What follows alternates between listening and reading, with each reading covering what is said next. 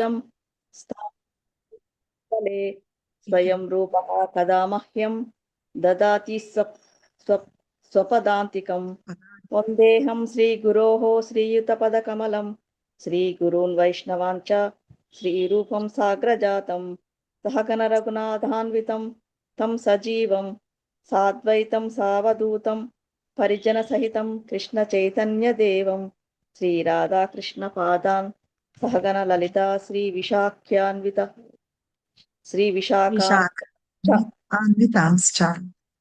विशाखान्वितांश्च हे कृष्णा करुणा सिन्धो दीनबन्धो जगत्पते गोपेश गोपिका कान्ता राधा कान्ता नमोऽस्तु ते तप्त काञ्चन गौराङ्गी राधे वृन्दावनेश्वरी वृषभानुसुते देवी प्रणमामि हरिप्रिये नमः ॐ विष्णुपादाय कृष्णप्रस्थाय भूतले श्रीमते भक्तिवेदान्त स्वामी इति नामिने नमस्ते सारस्वती देवे गौरवाणी प्रचारिणे निर्विशेषा शून्यवादी पाश्चात्यदेशतारिणे वाञ्छाकल्पतरुभ्यश्च कृपा सिन्धुभ्य एव च पतितानां पावनेभ्यो वैष्णवेभ्यो नमो नमः श्रीकृष्ण चैतन्य प्रभु नित्यानंद श्री अद्वैत गदाधर श्रीवासादि गौर भक्त वृंद हरे कृष्णा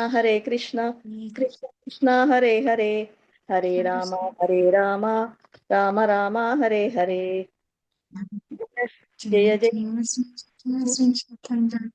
जय नित्यानंद चंद्र जय अद्वैता चंद्र जय गौर भक्ता वृंदा चैतन्य जय नित्यानंद जय अद्वैत चंद्र जय गौर भक्त वृंद जय जय श्री चैतन्य जय नित्यानंद जय नित्यानंद जय गौर भक्त अद्वैता चंद्र ओम नमो भगवते वासुदेवाय भगवते ओम वासुदेवाय भगवते वासुदेवाय ओम नमो नमो भगवते वासुदेवाय థ్యాంక్ యూ మాతాజీ అవకాశం ఇచ్చినందుకు thank you very much thank you very much Mataji Hare next Krishna రేపటి నుంచి చదివే వాళ్ళు మాట్లాడే వాళ్ళు కొంచెం వీడియో ఆన్ చేస్తారనుకోండి నాకు మీరు ఎలా ఉన్నారో కూడా తెలుస్తుంది సరేనా మొన్న టెంపుల్ కి వెళ్ళినప్పుడు ఒక మాతాజీ కనిపించి హరే కృష్ణ మాతాజీ హరే కృష్ణ అంటుంటే నాకు ఆవిడ ఎవరో తెలియదు అంటే నేను మీ క్లాసెస్ వింటాను మాతాజీ మీరు రెగ్యులర్ స్టూడెంట్ ని అని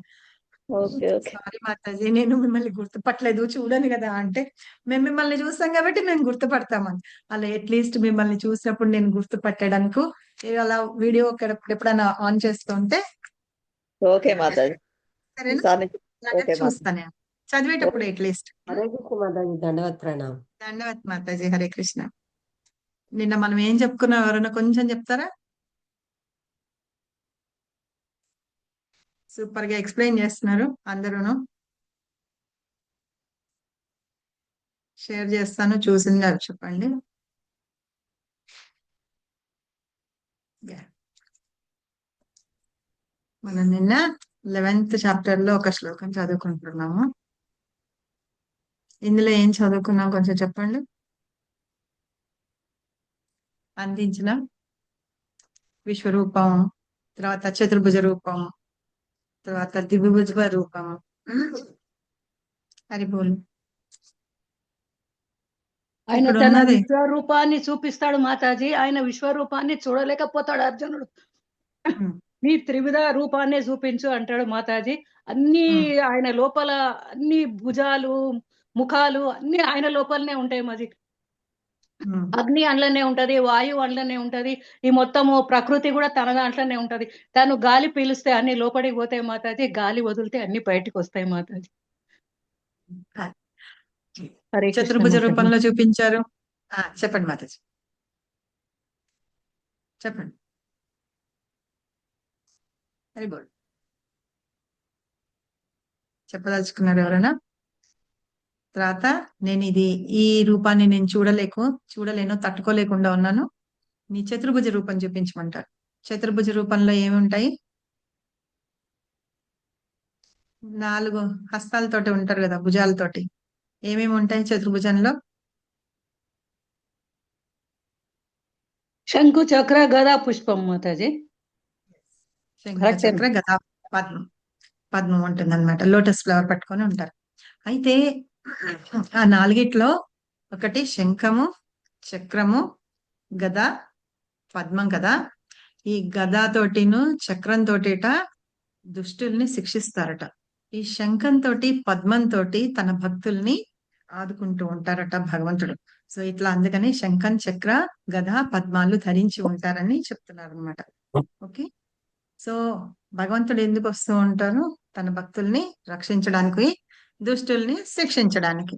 సో రెండిటితోనేమో రక్షిస్తూ ఉంటారు, రెండిటితోనేమో తన భక్తుల యొక్క దుష్టుల్ని వాళ్ళని శిక్షించడానికి వస్తారు.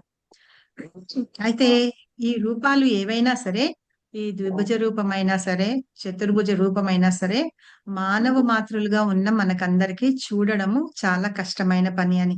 అయితే అది అర్జునుడికి చూపించారు. అర్జునుడికి ఎందుకు చూపించారు? అర్జునుడు చాలా గొప్ప భక్తుడు కాబట్టి ఆయన చూపించారు.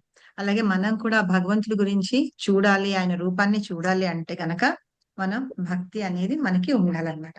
అయితే ఈ విశ్వరూపం అనేది చాలా ఈ రెండిటి కంటే డిఫరెంట్ గా ఉంటుందన్నమాట చాలా. కాబట్టి వాటిని ఎవరు చూడలేరు, భగవంతుడు చూపించని కూడా చూపించలేరు అనమాట. సరే, అయితే ఇక్కడ ఏం చెప్తున్నారు మనకి? శ్రీల ప్రభుపాద చెప్పారు కదా, ఇప్పుడు ఇవాళ రోజుల్లో ఈ మధ్య కాలంలో ఎవరైనా సరే వచ్చి నేనే దేవుణ్ణి అంటూ, నేనే భగవంతుడి యొక్క అవతారాన్ని అని చెప్పి ఎవరన్నా చెప్తారనుకోండి, అలాంటి వాళ్ళకి ఏం చెప్పమంటున్నారు? అలాంటి వాళ్ళని ఏం చెప్పమంటున్నారు? విశ్వరూపాన్ని చూపించండి. సూపర్. అలాగా మీరు విశ్వరూపాన్ని చూపించండి. కృష్ణుడు చూపించాడు కదా, ఆ విశ్వరూపాన్ని మీరు చూపించండి అని అడగాలట. సో అడిగితే గనక అప్పుడు వాళ్ళు చెప్తారట. వాళ్ళు విశ్వరూపం చూపించారనుకోండి, వాళ్ళు నిజంగానే భగవంతుడు అని చెప్పచ్చు అనమాట. కానీ ఇది కలికాలం కదా, జనాలు చాలా తెలివి మీరిపోతారు అనమాట. వాళ్ళు ఏమంటారట, నేను విశ్వరూపం చూపించడానికి కృష్ణుని రెడీగానే ఉన్నాను, నువ్వు అర్జునుడివేనా అని అడుగుతారట. కాబట్టి మనం ఎవరితోటన్నా డీల్ చేసేటప్పుడు చాలా జాగ్రత్తగా ఉండాలి అని చెప్పి. అర్థమైందా? సో ఇట్లాగా భగవద్గీతలో మిగతా శాస్త్రాలన్నిట్లోనూ భగవంతుడు ఎట్లా ఉంటారు ఏంటి అని చెప్పేసి మనకి చెప్పారు. అది మనం ఎవరి ద్వారా తెలుసుకోవాలి అని చెప్పారు?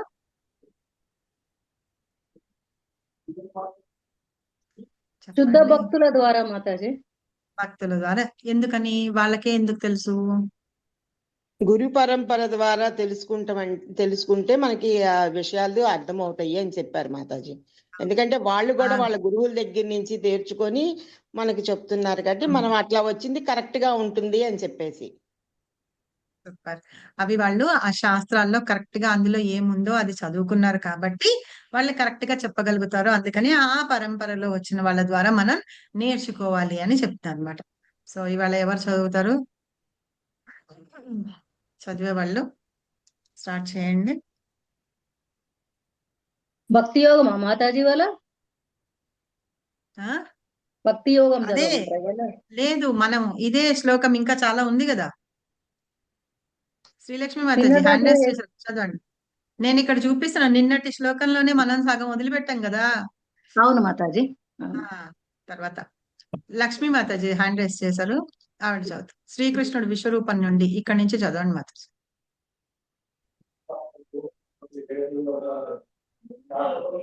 ఇది మీరు వినిపించట్లా. హరే కృష్ణ మాతాజీ చదవానా మరి లేకుంటే ఉండండి. శ్రీలక్ష్మి మాతాజీ మీరు వాయిస్ రావట్లా. లేదు రావట్లా మాతాజీ, రావట్లా. వాళ్ళు అక్కడ మాట్లాడుతున్నారు మాతాజీ వాళ్ళు వేరే వాళ్ళది మాట వినిపిస్తుంది, మీది వినిపించట్లా.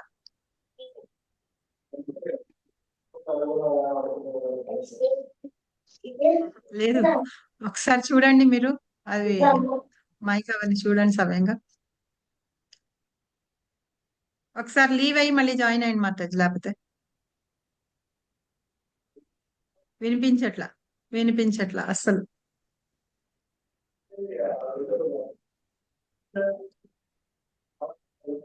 మీ వెనక సౌండ్లు వినిపిస్తున్నాయి, మీ మైక్ వినిపించట్లా. కృష్ణకుమారి మాతాజీ మీరు స్టార్ట్ చేయండి, ఈ లోపల మాతాజీ జాయిన్. మాతాజీ శ్రీకృష్ణుడు విశ్వరూపము నుండి చతుర్భుజ నారాయణని రూపమునకు పిదప తన సహజ దివ్య రూపమునకు మార్పు చెందును. దీనిని బట్టి వైదిక గ్రంథములందు పేర్కొనబడిన చతుర్భుజ రూపములను మరియు ఇతర రూపములన్నీయును మూలమైన ద్విభుజ శ్రీకృష్ణుని రూపము నుండియే ప్రభవించినవి స్పష్టమగుచున్నది. ఈ రూపములకన్నింటికి అతడే మూలము. శ్రీకృష్ణుడు ఈ రూపం అన్నింటికి మూలమనినచో నిరాకార భావమును గూర్చి వేరుగా చెప్పవలసిన అవసరం ఏమున్నది? చతుర్భుజ రూపములోని మహావిష్ణువు రూపము కూడా మహావిష్ణువుగా తెలియబడును. అతడు కారణ సముద్రమునందు, అంతేనా మాతాజీ? కారణ సముద్రం అని ఉంది మాతాజీ. అవును. కారణ సముద్రమునందు శయనించి ఉండగా శ్వాస నుండి అసంఖ్యాక విశ్వములు బయటకు వెలువడుతూ తిరిగి లోనికి ప్రవేశించుచుండెను. ఆ దేవాది దేవుడైన శ్రీకృష్ణుని స్వాంశయేనని స్పష్టముగా చెప్పబడినది. బ్రహ్మ సంహిత 5.48 నందు ఇట్లు తెలుపబడినది. హరే కృష్ణ మాతాజీ. చదవనా మాతాజీ ఇది కూడా? ఎస్వై గణేష్ చదువుతారా? యస్వైకనిశ్వసిత కాల చదువుతాను మాతాజీ. యస్వైకనిశ్వసిత కాలమతావలంబ్య జీవంతి లోమ విలజా జాగ దండనాథ విష్ణుర్మహాన్ సహ ఇహ యస్య కళా విశేషో గోవిందమాది పురుషం తమహం భజామి. కరెక్టేనా మాతాజీ? కొంచెం తప్పుపోయింది కానీ కరెక్టే చదవాలి. ఇది జగదండ అంటే జగం అన్నమాట, మొత్తం అన్ని జగాలకి. చదవండి, ఇది మీనింగ్ చదవండి. కేవలము ఉచ్ఛ్వాస నిశ్వాసముల చేతనే యవ్వని యందు అసంఖ్యాకములైన విశ్వములు ప్రవేశించి తిరిగి అతని నుండియే బయలువెడుచున్నయో అట్టి మహావిష్ణువు శ్రీకృష్ణుని స్వరూపాంశయే. కనుకనే సర్వకారణ కారకుడైన ఆ గోవిందుని అంటే శ్రీకృష్ణుని నేను భజింతును. కనుకనే ప్రతి ఒక్కరూ శ్రీకృష్ణుని నిత్య జ్ఞానానంద రూపుడైన ఆది దేవునిగా అర్పింపవలెను కదా మాతాజీ? జ్ఞానపూర్ణుడైన ఆది దేవునిగా అర్చింపవలెను. భగవద్గీత యందు నిర్ధారింపబడినట్లు శ్రీకృష్ణ భగవానుడే సమస్త విశ్వరూపములకు సర్వావతారములకును మూలాధారము. అతడే ఆద్యుడైన ఆది దేవుడు. వైదిక గ్రంథము గోపాల తాపన్యుపనిషత్తు. కరెక్టేనా మాతాజీ? ఉండండి. ఇదొక్కటి శ్రీకృష్ణ భగవానుడే ఒక్క నిమిషం, సమస్త విష్ణు రూపములకు, విశ్వరూపాలు కాదు, విష్ణు రూపాలు. ఇప్పుడు విష్ణు ఉంటాడు కదా, మనము కేశవ, నారాయణ, మాధవ, గోవింద, మధుసూదన, వామన, త్రిమిక్రమ, వృషికేశ, పద్మనాభ, దామోదర, సంకర్షణ అని చెప్తాను చూసారా, అవన్నీ కూడా విష్ణు రూపాలు. అవన్నీ చతుర్భుజ రూపాలు అన్నమాట. ఆ రూపాలన్నిటికీ కూడా శ్రీకృష్ణ భగవానుడే ఆయన మూలాధారం, ఆయన నుండి వస్తుంది అని చెప్పడం అన్నమాట. అన్ని సమస్త విష్ణు రూపాలకు. ఆ తర్వాత సర్వ అవతారాలు. ఏమేమి అవతారం ఉన్నాయి? రామ అవతారం ఉంది, చెప్పండి కొన్ని అవతారాలు. రామావతారం, కృష్ణ అవతారం, పరశురామ అవతారం, వామన అవతారం, కూర్మావతారం, మత్స్యావతారం. ఇలా అన్ని అవతారాలకి ఇంకా మనం భాగవతంలో కూడా కొన్ని చదువుకున్నాం. యజ్ఞుడు వీళ్ళందరూ ఉన్నారు కదా, వాళ్ళందరూ కూడా భగవంతుడి అవతారాలే అన్నమాట. ఈ అవతారాలన్నిటికీ కూడా మూల కారణం ఎవరంట? శ్రీకృష్ణ భగవానుడే అన్నమాట. ఆయన శ్వాంస రూపం, ఆయన ఫస్ట్ పైన ఉంటారు. మనకు ఒకసారి నేను చూపించాను కదా భగవంతుడి విస్తరణ ఎట్లా ఉంటుంది అని చెప్పేసి చూపించా. ఫస్ట్ కృష్ణ, తర్వాత బలరాముడి నుంచి నలుగురు వస్తారు. దాన్ని ఫస్ట్ చతుర్వ్యూహం అంటారు. సంకర్షణ, వాసుదేవ, ప్రద్యుమ్న, అనిరుద్ధ. వాళ్ళల్లో మళ్ళీ సంకర్షణ నుంచి మళ్ళీ రెండో చతుర్వ్యూహం వస్తుంది అనమాట. మళ్ళీ నలుగురు వాళ్ళే, సంకర్షణ, వాసుదేవ, ప్రద్యుమ్న, అనిరుద్ధ. ఆ వచ్చిన రెండో చతుర్వ్యూహంలో ఉన్న సంకర్షణ నుంచి ఈ అవతారాలన్నీ వస్తాయి అన్నమాట. ఫస్ట్ వచ్చేది పురుషావతారం. ఆ పురుషావతారంలో ఎవరుంటారు? కారణోదక సాయి విష్ణు సగం కారణ సముద్రంలో ఆయన పడుకొని ఉంటారనమాట. ఆయన శ్వాస తీసుకున్నప్పుడు ఈ బ్రహ్మాండాలన్నీ ఏవైతే ఉన్నాయో అన్ని లోపలికి వెళ్ళిపోతాయి. శ్వాస వదులుతారు చూసారా, శ్వాస వదిలినప్పుడు ఆయన చర్మం యొక్క ఈ రంధ్రాలు ఉంటాయి చూసారా, పోర్స్ అంటాం. ఆ పోర్స్ నుంచి ఒక్కొక్క రంధ్రంలోంచి ఒక్కొక్క బ్రహ్మాండం వస్తుందన్నమాట. అలా ఎన్ని వేల కోట్ల బ్రహ్మాండాలు ఉంటాయి. వాటి అనంత బ్రహ్మాండాలు ఉంటాయి. ఆ ప్రతి బ్రహ్మాండంలోనూ ఒక గర్భోదక సాయి విష్ణు వస్తుంది. ఆ గర్భోదక సాయి విష్ణు ఆయన నాభి కమలం నుంచి ఒక బ్రహ్మదేవుడు వస్తాడు. ఆ తర్వాత బ్రహ్మదేవుడి దగ్గర నుంచి ఆయన క్షీరోదక సాయి విష్ణు అన్నమాట. ప్రతి చోట క్షీరోదక సాయి విష్ణు ఉండి ఎవరెవరైతే జీవులందరినీ ఇది చేసి ఉన్నారో ప్రతి జీవులను పరమాత్మగా ఉంటాడనమాట. ఎవరు? క్షీరోదక సాయి విష్ణు. ఈ అవతారాలన్నీ కూడా వచ్చేది ఈ విష్ణు రూపాలు కానీ ఇవి కానీ ఇవన్నీ కూడా మూల కారణం శ్రీకృష్ణ భగవానుడే అని చెప్తున్నారు అనమాట. ఇది ఎవరు చెప్పారు? బ్రహ్మ సంహితలో స్వయంగా బ్రహ్మదేవుడే కీర్తిస్తూ ఉన్నాడు అనమాట భగవంతుడి గురించి. ఇంకా ఏం చెప్పారు ఇక్కడ పైన? భగవంతుడి యొక్క విశ్వరూపం నుండి నారాయణ రూపాన్ని చతుర్భుజ రూపానికి వచ్చారు. చతుర్భుజ రూపం అంటే నారాయణుడు, విష్ణు అంటాం. ఆ రూపం నుండి తర్వాత ద్విభుజ రూపానికి వచ్చేసారనమాట భగవంతుడు. ఇవన్నీ ఏంటంటే ఆయన ఎలా ఉంటారు, ఏంటి, ఏమేం పట్టుకొని ఉంటారు అనేది కూడా మనకు అన్ని వేదాల్లోనూ మన గ్రంథాల్లోనే రాసుంది. ఇప్పుడు చతుర్భుజ రూపంలో వస్తే శంఖ, చక్ర, గద, పద్మంతో ఉంటారు. అలాగే ఒక్కొక్క నారాయణుడు అన్నాం కదా ఇందాక, కేశవ, నారాయణ, నారాయణ, మాధవ, గోవింద ఇట్లా అంటూ ఉంటాం చూసారా. ఇలా విష్ణు రూపాలన్నీ ఏంటంటే ఫస్ట్ శంఖ చక్ర గద, పద్మం ఇలా ఉంటాయి అన్నమాట. అయితే ఈ ప్లేస్మెంట్స్ ఏమో చేంజ్ అవుతూ ఉంటాయి. ఒక్కొక్క నారాయణ రూపం ఉంది చూసారా, వాటిల్లో ప్లేస్మెంట్స్ చేంజ్ అవుతాయి. ఇక్కడ ఈ శంఖం ఉంది కదా, ఈ శంఖం ఈ చేతిలోకి వస్తుంది అనమాట, పద్మం ఈ చేతిలోకి వస్తుంది.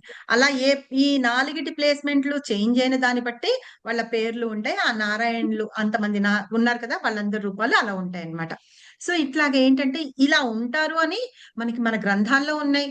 విశ్వరూపం ఇట్లా ఉంటుందని, చతుర్భుజ రూపం ఇట్లా ఉంటుందని, ద్విభుజ రూపం ఎట్లా ఉంటుందట, ఇలాగా త్రిభుజ ఆకారంలో అంటే త్రిభంగ ఆకారంలో ఉంటారన్నమాట. పైన ఒకసారి ఇట్లా ఉంటే మధ్యలో ఇట్లా కర్వ్ వచ్చి మళ్ళీ కిందకి నుంచుని ఉంటాయి. ఇలా త్రిభంగి ఆకారం అంటారన్నమాట. ఏం చేస్తారట, ఫ్లూట్ పట్టుకొని వాయిస్తూ ఉంటారు భగవంతుడు. తర్వాత పీతాంబరాన్ని ధరించి ఉంటారు, వనమాలని వేసుకొని ఉంటారు, తర్వాత తల మీద నెమలి పింఛం పెట్టుకొని ఉంటారు. ఆయన శరీరము శ్యామల వర్ణంలో ఉంటుంది. ఇవన్నీ మనకి గ్రంథాల్లో వివరించి ఉన్నారు. ఇలా ఇన్ని వివరించి అంతా ఉన్నప్పుడు ఈ రూపాలన్నిటికీ ఎవరు మూలము? కృష్ణుడు ఎవరైతే ఉన్నారో ఆయనే మూల రూపం అన్నమాట. ఈ రూపాలన్నీ ఇలాగా వర్ణించి వివరించి ఉన్నప్పుడు మన గ్రంథాల్లో మనం భగవంతుణ్ణి నిరాకార భావంతో ఎలాగ ఉంటాము, ఎలా ఆలోచిస్తాము? అలా ఆలోచించాల్సిన అవసరమే లేదనమాట. కాబట్టి ఇక్కడ మనకి చెప్తున్న ఈ చతుర్భుజ రూపాల్లో ఉంటున్న ఈ మహావిష్ణువు రూపం ఏదైతే ఉందో, ఆయన పడుకొని ఉంటారు చూసారా కారణ సముద్రం మీద, ఆయన కూడా చతుర్భుజ రూపంలోనే ఉంటారనమాట. మీరు కావాలంటే చూడండి, వీలైతే కనుక లాస్ట్ లో చూపిస్తాను నేను. ఆయన చతుర్భుజ రూపంలోనే ఉంటారు. గర్భోదక సాయి విష్ణు కూడా చతుర్భుజ రూపంలోనే ఉంటారు అనమాట. అలాగే క్షీరోదక సాయి విష్ణు కూడా చతుర్భుజ రూపంలోనే ఉంటారు. ఇలా అందరూ చతుర్భుజ రూపంలోనే ఉంటారన్నమాట. అందరూ చతుర్భుజ రూపంలో, విష్ణు అనే వాళ్ళందరూ చతుర్భుజ రూపంలోనే ఉంటారు. శ్రీలక్ష్మి మాతాజీ, నేను మిమ్మల్ని పోస్ట్ చేస్తున్నాను. కొంచెం ఏమైనా డిస్టర్బెన్స్ వస్తుంటే కనుక మీరు కాస్త చూసుకోండి. సో ఇట్లాగా అందరినీ హరిబోల్. సో ఇట్లాగా అందరూ విష్ణు రూపాలంతా కూడా చతుర్భుజ రూపంలో ఉంటారు. ఆ దేవాది దేవుడే, ఆయన నుంచే శ్వాస వదిలినప్పుడు బ్రహ్మాండాలు వస్తాయి, శ్వాస లోపలికి తీసుకున్నప్పుడు ఇవన్నీ బ్రహ్మాండాలన్నీ వెళ్ళిపోతాయి అని చెప్పేసి ఇవన్నీ చెప్తూ ఉన్నారనమాట ఇక్కడ. కాబట్టి భగవంతుడు కృష్ణుడే అన్నిటికీ కారణము అని, సర్వ కారణము ఆయనే అని చెప్తున్నారు. ఓకే, ఇక్కడ వరకు ఏమైనా డౌట్ ఉందా ఎవరికన్నా? శ్రీలక్ష్మి మాతాజీ చదవండి ఇప్పుడు మీరు. హరే కృష్ణ మాతాజీ, నేను అనుకునేదాన్ని ఆయన విశ్వరూపం చూపిస్తే ఆయన తెలుసు కదా అర్జునుడికి, అర్జునుడు ఎందుకు భయపడుతున్నాడు అని అనుకునేదాన్ని మాతాజీ. అరే ఆ విశ్వరూపం తెలుసున్న మనిషే కదా ఆయన చూపిస్తున్నాడు, ఆ భయం ఎందుకు పడారు విశ్వరూపాన్ని? కానీ విశ్వరూప వర్ణన అయిన తర్వాత చూస్తే నిజంగానే భయపడతారు ఎవరైనాను. అన్ని తలలు, ఆ అగ్ని, అది లోపలికి వెళ్ళిపోవడం, అందరు లోపల ఆ దంతాలు అందరూ అది చూస్తే ఎవరైనా భయపడతారు, ఎంత తెలుసున్న వాళ్ళైనా సరే అని. ఇప్పుడు ఈ విశ్వరూప వర్ణన చూస్తే అర్జునుడికి తెలియలేదు కదా, అంటే ఎప్పుడైనా సరే మనం ఏంటంటే మనము ఒక భక్తుడిగా ఎట్లా ఉంటామంటే భగవంతుడిని ఆ రూపంలోనే చూస్తాం. అర్జునుడు అందుకనే అన్నాడు కదా, నేను నీతో పాటు ఉన్నాను, తిన్నాను, నీతో పాటు పడుకున్నాను చక్కగా, నువ్వు నా ఫ్రెండ్ లాగానే అనుకున్నావు కానీ నువ్వు ఇంత అని నాకు తెలుసుకోలేవు. అంటే అర్జునుడు అలా చెబుతూ మనందరికీ చెప్తున్నామంట కృష్ణుడు ఎవరు అని చెప్పేసి, ఆయన మొత్తం అన్నిటికీ కారణం ఆయనే అని చెప్తున్నారు మనకి. చదవండి మాతాజీ.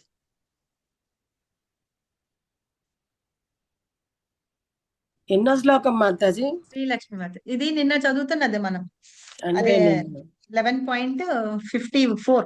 ఓకే. 11.54 లో పర్పట్ చదువుతున్నా. చదవండి. హరే కృష్ణ మాతాజీ. వనమాల అంటే మన తులసిమాలనా మాతాజీ? వనమాల అంటే తులసిమాల కాదు, అంటే పూలు అన్నమాట, అన్ని రకరకాల పూలు వాటితోటి వేసిన మాల అన్నమాట. అంటే వనంలో దొరికేటి అన్ని వనమాలి పూలు అని అన్నమాట. అంటారు కదా, అదే. రకరకాల అంటే పూలు అన్ని కలిపి మాలగా కట్టి వేస్తారన్నమాట భగవంతుడికి. ఓకే, హరే కృష్ణ. చెప్పండి మాతాజీ.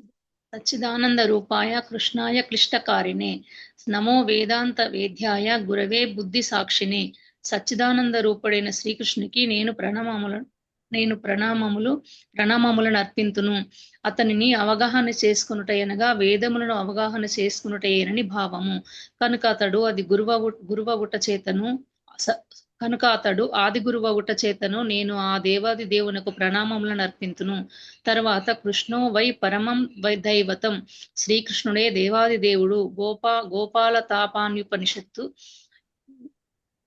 1.3. ఇంకను ఆ ఉపనిషత్తు నందే ఏకో వంశీ సర్వగః కృష్ణ ఈడ్యః, శ్రీకృష్ణుడొక్కడే దేవాది దేవుడు మరియు అతడే పూజనీయుడు. ఏకోపిసన్ బహుదా యో వభాతి, శ్రీకృష్ణుడొక్కడైనను అసంఖ్యాక రూపములతోనూ విస్తృత రూపములతోనూ వ్యక్తమగుచున్నాడనియు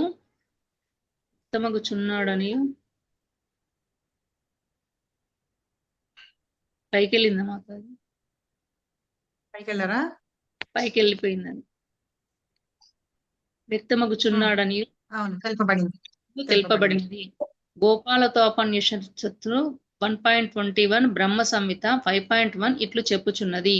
ఈశ్వరః పరమః కృష్ణః సచ్చిదానంద విగ్రహః అనాదిరాదిర్గోవిందః సర్వకారణ కారణం.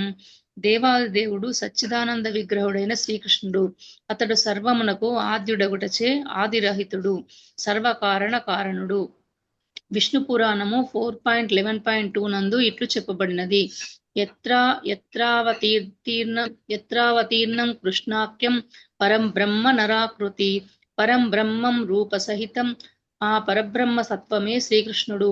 అతడు కొన్ని మార్లు భూమిపై అవతరించుచుండును. అట్లే శ్రీమద్ భాగవతమునందు దేవాది దేవుడు పలు అవతారములు వర్ణనములు గలవు. ఈ అవతార పట్టిక నందు శ్రీకృష్ణుడు నామం కూడా కనిపించును. కానీ శ్రీకృష్ణుడు అవతారం కాదనియు ఆద్యుడైన దేవాది దేవుడనియు దానియందు పిదప పేర్కొనబడినది. ఏతే చాంశ కళాః పుంసః కృష్ణస్తు భగవాన్ స్వయం. భాగవతం 1.3.28. అట్లే భగవద్గీత 7.7 నందు శ్రీకృష్ణ భగవానుడు మత్తః పరతరం నాణ్యత్, దేవాది దేవుడైన శ్రీకృష్ణ భగవానుడిగా నా రూపం కంటెను పరమమైనదేదియూ లేదు అని చెప్పియున్నాడు. భగవద్గీత 10.2 నందు అహమాదిర్తి దేవానాం, నేనే సర్వ దేవతలకు మూలమును అని చెప్పియున్నాడు. శ్రీకృష్ణు నుండి భగవద్గీతను అవగాహన చేసుకున్న పిమ్మట అర్జునుడు కూడా ఈ విషయముననే గీత 10.12 యందు పరం బ్రహ్మ పరంధామ పవిత్రం పరమం భవాన్, నీవే దేవాదేవునవనియు పరతత్వం అనియు సర్వమునకు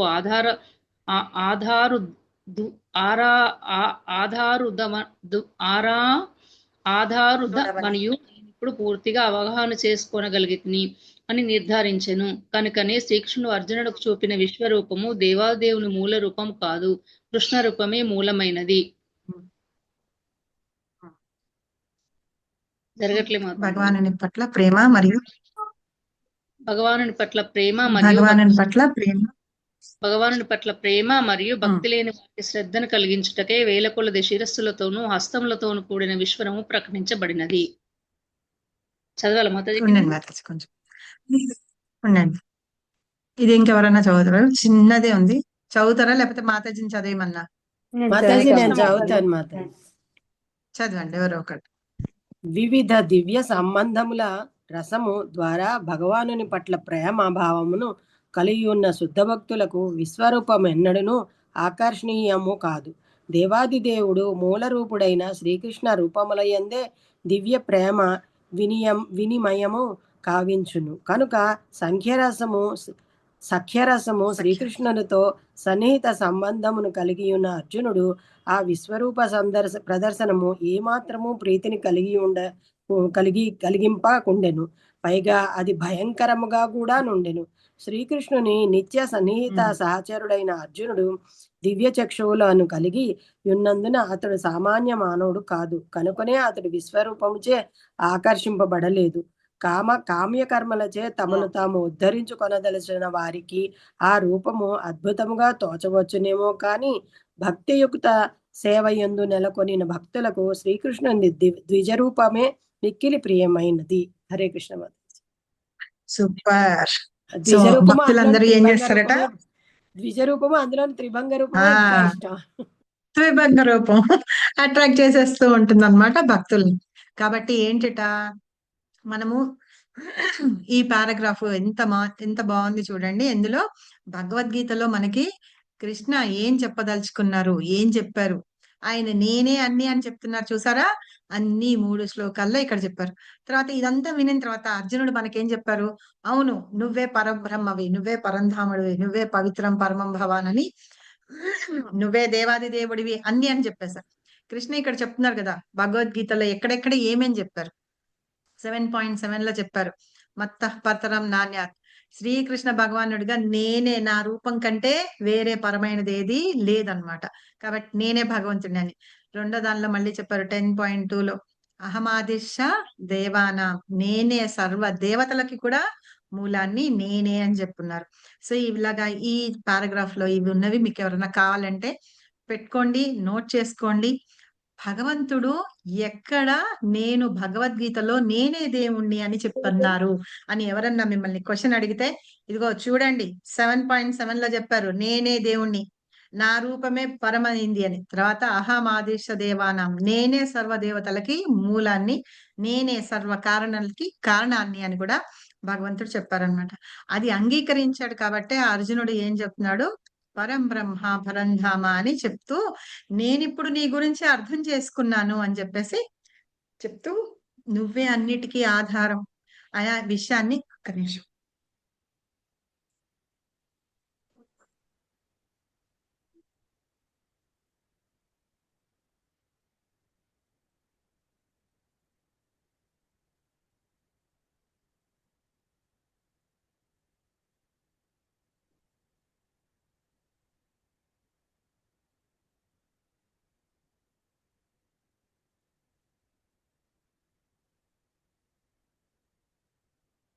నేను ఇప్పుడు అన్ని అర్థం చేసుకున్నాను, అదే నేను నిర్ధారణ చేసుకుంటున్నాను. సరే మళ్ళీ కొంచెం మనం ముందుకెళ్తే, అర్జున నువ్వు చెప్పు అందరికీ అని చెప్పి చెప్తారు కదా. ఎందుకు అంటే అర్జునుడితో భగవంతుడికి పరమ భక్తుడు కాబట్టి తను అర్థం చేసుకున్నది ఇక్కడ చెప్పాడు కదా, నువ్వే అన్నిటికీ ఆధారం అని నేను తెలుసుకున్నానని చెప్పాడు కదా. ఎవరికైతే తెలుస్తుందో వాళ్ళే చెప్పగలుగుతారు కదా, అది అన్నమాట. అందుకని అర్జునుడిని నువ్వు వెళ్ళి చెప్పు అని. అది చాలా బాగుంటుంది. హిందీలో ఏలాన్ కరో అంటారు కదా, ఆ ఏంటి పెద్దగా చెప్పమని చెప్తారు కదా, ప్రచారం చేస్తూ చెప్పమని, దాన్ని ఏమంటారు మాతాజీ మీరు చెప్పండి కొంచెం నాకు. నువ్వు అందరికీ చెప్పు, ప్రచారం చేసి చెప్పు, పెద్దగా చెప్పు నేనే భగవంతుడిని అన్న విషయం అని. అందుకనే నువ్వు నా భక్తుడు కాబట్టి మోగించి చెప్పు గట్టిగా అని అది చెప్తాం కదా, అలా చెప్పు అని చెప్పి చెప్తారనమాట. ఆ శ్లోకం తర్వాత చెప్తాను ఏదని. సో అందుకని ఇక్కడ ఏంటంటే కృష్ణుడు ఆ విశ్వరూపం ఏదైతే ఉందో అది మూల రూపం కాదు, ఆ రూపానికి కూడా కారణం కృష్ణుడే, ఆ విశ్వరూపానికి కారణం కూడా కృష్ణుడే అన్నమాట. కాబట్టి మనకి ఎట్లా అర్థమవుతుంది అంటే భగవంతుడు ఆయనే అని. మనకి ప్రేమ ఉందనుకోండి, ఇప్పుడు ఎవరి మీదన్నా మనం ప్రేమ చూపిస్తూ వాళ్ళ గురించి తెలుసుకుంటాం అనుకోండి, అప్పుడు వాళ్ళ గురించి మనకి కరెక్ట్ గా చక్కగా తెలుస్తుంది అనమాట. సో అట్లాగే ఇప్పుడు నేను ప్రసన్న మాతాజీ నాకు ఇష్టము అనాలనుకోండి, నేను ఆవిడ గురించి తెలుసుకోవాలి ఫస్ట్, మాతాజీ ఎవరు, వాళ్ళు ఏంటి, ఆవిడ ఫ్యామిలీ ఏంటి అన్ని తెలుసుకుంటాం. అలాగే కృష్ణ గురించి మనం తెలుసుకోవాలంటే ఆయన ఎవరు అని తెలుసుకున్న తర్వాత ఆయన మీద మనకి ప్రేమ అనేది వస్తుంది అనమాట. అలా వచ్చినప్పుడు శ్రద్ధతోటి మనం భక్తితోటి సేవ చేయగలుగుతాం. మాతాజీ అంత మంచివారు, అలాగ మంచిగా మాట్లాడతారు, చక్కగా అంతమందికి హెల్ప్ చేస్తారు అంటే ఆ గౌరవం ఏదైతే ఉందో అది మనకు కలుగుతుంది అనమాట. కలిగి అప్పుడు మనం ఆవిడతోటి కోపం వచ్చినా సరే పోనీలే మన మాతాజీనే కదా, పెద్ద ఆవిడ కదా, అట్లాగా ఆగుతాం అన్నమాట. అలాగే కృష్ణ కూడా అంతే అన్నమాట. సో మనము భక్తితోటి మనము ఆయనని మనం చేస్తూ అంటే భక్తి చేస్తూ ఆయనకి సేవ అనేది చెయ్యాలి అని చెప్పి అదే మూల మంత్రం అన్నమాట. మనం భగవంతుణ్ణి తెలుసుకోవాలి అంటే భగవద్గీతలో అంతా అదే చెప్తారు. నన్ను తెలుసుకోవాలి అంటే భక్తి సేవ మార్గం తప్ప వేరేది లేదు. కాబట్టి మీరు ఆ మార్గంలో వస్తేనే నన్ను తెలుసుకోగలుగుతారు అని చెప్తున్నారు. ఇక్కడ చూడండి, భగవానుని మీరు తల్లి బిడ్డని ఎక్కడున్నా కనిపెట్టగలుగుతది, ఏ వేషం వేసుకున్నా. అవును పిల్లలు అవును తల్లిని కనిపెట్టగలుగుతారు, అలాగే అలాగే భక్తుడు దేవుణ్ణి తెలుసుకోగలుగుతాడు. భక్తుడు మామూలుగా తెలుసుకోగలిగిన భగవంతుడు తన భక్తుల్ని తెలుసుకోగలుగుతారు. ఇందాక మీరు చెప్పింది కరెక్ట్. తల్లి పిల్లల్ని కనిపెడుతుంది అనమాట, ఎక్కడ ఉన్నా ఏం చేసినా. అలాగే పిల్ల కూడా చూడండి, చిన్న పేదూడని తీసుకొచ్చి వదిలిపెడితే వాళ్ళ అమ్మ ఎన్ని వేల ఆవులు ఉన్నా సరే అది వాళ్ళ అమ్మ దగ్గరికి వెళ్తుంది. అయితే మాకు భక్తి శాస్త్రి క్లాస్ చెప్పేటప్పుడు ఒక మహారాజ్ చెప్పారనమాట. ఒక పిల్లాడట, చిన్న పిల్లాడే అనమాట, స్కూల్ కి రోజు వాళ్ళ అమ్మ తీసుకెళ్తూ ఉంటుందన్నమాట. మామూలుగా ఇప్పుడు అందరికి మనకి తెల్ల జుట్లు ముందు నుంచే టీనేజ్ రాకుండానే మనకి అందరికి తెల్ల జుట్లు వచ్చేస్తున్నాయి కదా. సో అట్లాగా ఏజ్ వచ్చిన తర్వాత సంగతి పక్కకు పెట్టి, అయితే ఆవిడకి జుట్టు గ్రే హెయిర్ అన్నమాట. అంటే వాళ్ళు ఏం చెప్పారంటే ఫారినర్స్ కొంచెం, అయితే ఫారినర్స్ గ్రే హెయిర్ అట్లాగా ఉండింది. అయితే వాళ్ళ అమ్మ అడుగుతుంది అనమాట, మీ ఫ్రెండ్స్ పిల్లలు వాళ్ళ పేరెంట్స్ వాళ్ళ మదర్స్ అందరూ చాలా అందంగా ఉంటారు, మంచిగా హెయిర్ ఉంటుంది, ఇట్లా ఉంటుంది, నాది గ్రే హెయిర్ ఉంది కదా, నీకు ఎప్పుడన్నా ఆక్వర్డ్ గా అనిపించింది అంటే, నీకు అనిపించిందా అబ్బా వాళ్ళందరూ అమ్మలు ఎంత బాగున్నారు నల్ల జుట్టు వేసుకొని, మా అమ్మకు ఒక్కదానికి తెల్ల జుట్టు ఉందని, అలాగా నీకు ఎప్పుడన్నా అనిపించిందా అంటేను ఎప్పుడు అనిపించలేదమ్మా, నేను ఎప్పుడు ఫీల్ అవ్వలేదు అంటట ఆ పిల్లాడు. ఎందుకు నాన్న అలా అన్నావు అంటేను, అంతమంది వాళ్ళ అమ్మలు ఉంటే అందరికీ నల్ల జుట్టే ఉంది, నీకు ఒక్కదానికే తెల్ల జుట్టు ఉంది కదా, నేను ఈజీగా నేను కనిపెడుతున్నాను, అది నాకు చాలా హాయిగా ఉంది, కాబట్టి నేను ఎప్పుడు బాధపడలేదు, ఇది నాకు అడ్వాంటేజ్ అయింది అని అంటట. సో అట్లాగా మనం కూడా ఏంటంటే భగవంతుడిని అలాగా మనం తెలుసుకోగలగాలి. భగవంతుడు కూడా ఏంటంటే మనం ఆయనకి భక్తి తోటి ప్రేమతోటి సేవ చేస్తూ ఉంటాం అనుకోండి, మనల్ని భగవంతుడు భగవంతుడు మనల్ని కూడా ఇచ్చేస్తారన్నమాట, ప్రేమ చూపిస్తూ ఉంటారు. సో మనకి ఇక్కడ ఈ లైన్స్ ఎవరైనా సరే మీరు నోట్ చేసుకుంటున్నాను అట్లా అంటే గనక పర్పట్లో చాలా మంచి మంచి లైన్స్ చెప్తున్నారు ప్రభుపాద, ఇవి గుర్తుపెట్టుకోండి.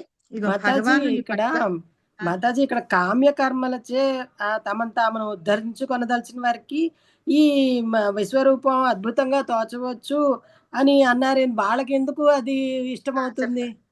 ఒక్క నిమిషం చెప్తా ఉండండి. భగవానుని పట్ల ప్రేమ మరియు భక్తి లేని వారికి శ్రద్ధను కలిగించుటకే వేల కొలది శిరస్సులతోటి హస్తాలతోటి కూడిన విశ్వరూపం ప్రకటింపబడింది. ఇప్పుడు ఏంటంటే మనము దేవుడు ఉన్నాడా, ఎక్కడున్నాడు చూపించు, నువ్వు ఎప్పుడన్నా చూసావా, ఇవే అంటూ ఉంటారు చూసారా. అలాంటి వాళ్ళకి భగవంతుడు ఉన్నాడు అని చెప్పడానికి ఆ విశ్వరూపం చూపిస్తే ఏంటి, మన ఈ భౌతిక ప్రకృతి అంతా భగవంతుడే కదా, అన్ని నదులు జలాలు అన్ని జలపాతాలు గాని అగ్ని గాని జంతువులు గాని అన్ని ఆయనలోనే ఉన్నాయి. అవన్నీ చెప్పడానికి వాళ్ళకి ఈ విశ్వరూపంలో ఇన్ని ఉన్నాయండి, ఈయనే కాబట్టి ఆయనలో ఉన్నాయి అన్ని, సరేనా అని చెప్పడానికి అని ఆ విశ్వరూపాన్ని చూపించారట. అందుకనే ఆయనకి అన్ని చేతులు అన్ని ఇవి ఉంటాయి అని చెప్పేసి చూపించారట. సో ఈ పారాగ్రాఫ్, ఇది లాస్ట్ పారాగ్రాఫ్ మనం ఇందాక చెప్పుకున్నాము. భగవంతుడితోటి ప్రేమగా సన్నిహితంగా, మీరు చెప్పింది ఎక్కడుంది మాతాజీ? లాస్ట్ కృష్ణుడు చూపించేది బిగినర్స్ కది, అదేగా నేను చెప్పాను ఇప్పుడు.